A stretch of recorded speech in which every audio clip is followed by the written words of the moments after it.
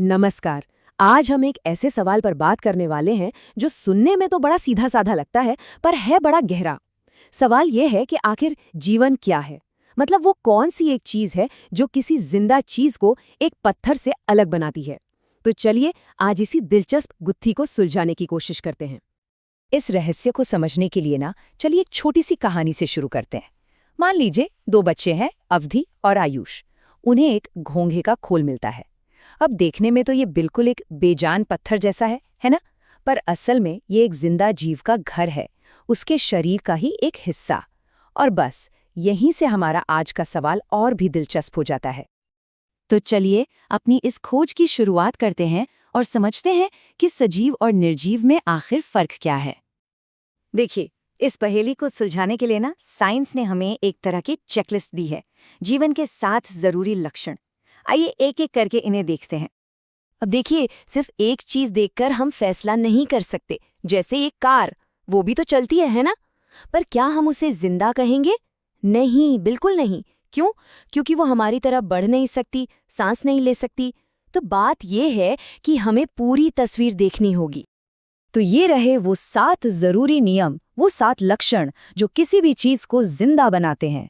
पहला है गति, फिर पोषण, वृद्धि, श्वसन, उत्सर्जन, उत्तेजना के प्रति प्रतिक्रिया और आखिर में प्रजनन। याद रखिए, अगर किसी चीज में ये सातों के सातों लक्षण हैं, तभी हम उसे जीवित कह सकते हैं। अच्छा, अब बात करते हैं श्वसन की, मतलब सांस लेना।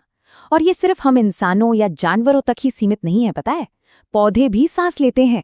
उनकी पत्तियों पर ना छोटे छोटे छेद होते हैं जिन्हें स्टोमेटा कहते हैं। उन्हीं के जरिए तो सांस लेना ये तो जीवन के लिए एक बेसिक जरूरत है। अगला है उत्सर्जन। इसे आप शरीर का क्लीनिंग सिस्टम समझ सकते हैं। जैसे हम इंसानों को पसीना आता है, ये उत्सर्जन ही तो है। और एक मजेदार बात, सुबह सुबह घास पर जो ओस की बूंदें दिखती है ना, वो भी असल में पौधों का उत्सर्जन ही होता है। वो अपना फालतू पानी बाहर निकाल रहे होते हैं। और फिर आता है उत्तेजना पर प्रतिक्रिया देना। मतलब अरे जरा सोचिए, जब हमारा हाथ गलती से किसी गर्म चीज पर पड़ जाए तो क्या होता है? फौरन पीछे हट जाता है ना? बस यही है प्रतिक्रिया। या फिर वो छुई मुई का पौधा देखा है, उसे छूते ही पत्तियां कैसे सिकुड़ जाती हैं। ये भी इसका एक बढ़िया उदाहरण है। तो सबसे जरूरी बात क्या है? वो ये है कि ये सातों लक्षण जब एक साथ मिलते हैं, तब जाकर जीवन की वैज्ञानिक परिभाषा पूरी होती है। इनमें से एक भी अगर गायब है, तो समझ लीजिए कि वो चीज निर्जीव है। ठीक है, तो अब हमारे पास नियम तो आ गए, अब मजा आएगा। चलिए इन नियमों को कुछ ऐसे मुश्किल केस पर लगाकर देखते हैं जहां मामला थोड़ा पेचीदा है। सबसे पहला सवाल जो दिमाग में आता है वो है पौधों को लेकर। भाई, पौधे तो एक जगह से दूसरी जगह चल के नहीं जाते, तो क्या इसका मतलब है कि वो गति नहीं करते? ये तो हमारे पहले ही नियम पर एक सवाल खड़ा कर देता है ना? पर असलियत ये है कि पौधे भी गति करते हैं, बस उनका तरीका जरा अलग है। सोचिए, फूलों का खिलना, बेल का किसी सहारे पर लिपटकर ऊपर चढ़ना। अरे और तो और, कुछ पौधे तो कीड़े मकोड़ों को फंसाने के लिए भी गति करते हैं। ये सब गति के ही अलग अलग रूप हैं। और बात सिर्फ गति की नहीं है। हमारे महान भारतीय वैज्ञानिक जगदीश चंद्र बोस ने तो अपने एक्सपेरिमेंट से ये साबित कर दिया था कि पौधे भी महसूस करते हैं। वो रोशनी और छूने जैसी उत्तेजनाओं पर प्रतिक्रिया देते हैं। तो लीजिए, जीवन का एक और जरूरी लक्षण भी पूरा हो गया। चलिए अब आते हैं आज की सबसे बड़ी पहेली पर, एक बीज। अब इसके बारे में क्या कहेंगे? ये ना तो हिलता है, न सांस लेता दिखता है, और न ही कोई दूसरा लक्षण नजर आता है, बिल्कुल बेजान सा। फिर भी हम सब जानते हैं कि इसके अंदर जीवन की पूरी संभावना छिपी है। तो फिर ये क्या है? तो चलिए आप पर्दा उठाते हैं इस राज से कि एक बीज के अंदर का जीवन आखिर जागता कैसे है। इससे समझने के लिए ना एक बहुत ही सिंपल सा एक्सपेरिमेंट किया गया। 4 गमले लिए, सब में सेम के बीज बो दिए, पर सबको अलग अलग माहौल दिया। एक को बिल्कुल पानी नहीं दिया, दूसरे को पानी में डुबोई दिया, तीसरे को अंधेरे में रख दिया और चौथे को धूप और सही मात्रा में पानी दिया। और जो नतीजे आए वो काफी कुछ सिखाते हैं।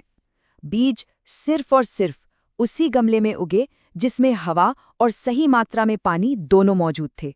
इसका मतलब क्या हुआ? इसका मतलब ये कि बीज को उगने के लिए शुरुआत में धूप की नहीं बल्कि हवा और पानी की सबसे ज्यादा जरूरत होती है। तो एक बीज को नींद से जगाने की रेसिपी क्या है? उसे चाहिए थोड़ा पानी ताकि उसका बाहरी सख्त छिलका नरम पड़ जाए। उसे चाहिए हवा जो मिट्टी के कणों के बीच से मिल जाती है। और हाँ, सही मात्रा में रोशनी या अंधेरा जो भी उस बीज के लिए जरूरी हो। पर रुकिए, बीज का उगना ये तो बस कहानी की शुरुआत है। ये जीवन चक्र नाम के एक बहुत बड़े सफर का बस पहला कदम है। अगर एक पौधे की बात करें तो उसका जीवन चक्र काफी सीधा साधा होता है। एक बीज उगता है, उससे एक पौधा बनता है, फिर उस पौधे पर फूल और फल आते हैं और उन्हीं फलों से निकलते हैं नए बीज। और बस ये चक्र ऐसे ही चलता रहता है। लेकिन जानवरों की दुनिया में ये कहानी और भी ज्यादा नाटकीय हो सकती है। कुछ जीव तो अपने जीवन में पूरी तरह से अपना रूप ही बदल लेते हैं। मच्छर का ही उदाहरण ले लीजिए। उसका जीवन पानी के अंदर एक अंडे के रूप में शुरू होता है, फिर वो लार्वा बनता है, फिर प्यूपा। और इन तीनों स्टेज में वो उड़ने वाले मच्छर जैसा दूर दूर तक नहीं दिखता। और फिर अचानक उस प्यूपा से एक पूरा मच्छर बनकर बाहर निकलता है और हवा में उड़ जाता है ना कमाल? और मेंढक की कहानी वो भी कुछ कम अद्भुत नहीं है। जली जैसे अंडों से सफर शुरू होता है, फिर एक पूंछ वाला टैडपोल बनता है जो मछली की तरह पानी में रहता है। फिर धीरे धीरे उसके पैर निकलते हैं, पूंछ गायब हो जाती है और वो एक मेंढक बनकर जमीन पर आ जाता है। तो चलिए आज की इस बातचीत को खत्म करते हैं एक आखिरी सवाल के साथ। सोचिए, लकड़ी का एक टुकड़ा, वो कभी एक जिंदा पेड़ का हिस्सा था। तो अब क्या वो लकड़ी का टुकड़ा सजीव है या निर्जीव? जो 7 नियम आज हमने सीखे हैं, उनका इस्तेमाल करके इस सवाल का जवाब जरूर सोचिएगा।